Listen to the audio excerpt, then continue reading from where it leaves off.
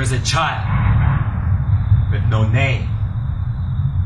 They could be your daughter, your son, your sister, your brother, niece, nephew, cousin, your grandchild, missing in the wild while standing in plain sight.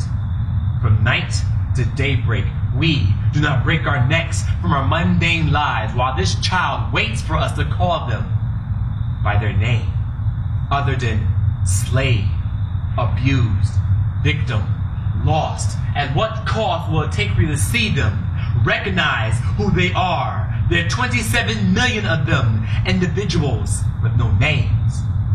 They are not needles lost in a haystack. As a matter of fact, they are more than the population of Manchester, Nottingham, Birmingham, Belfast, Edinburgh, Liverpool, and London combined, with 12 million remaining as if they were spirit changed, their lives changed, the day someone promised to give them heaven. In return, they sold them hell. So this is their story. They are living somewhere between purgatory and oblivion, but that is just it. They are still living. They are still breathing.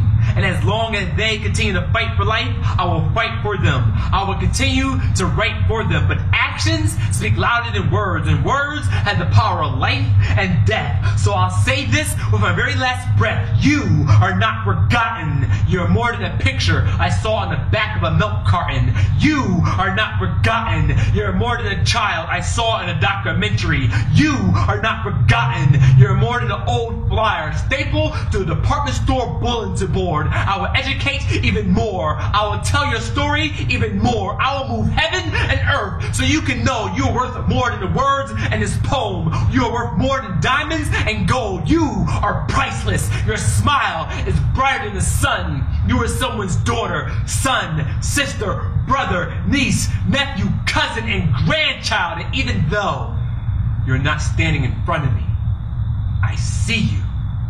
And even though I do not know your name, I see you. And yes, you are beautiful.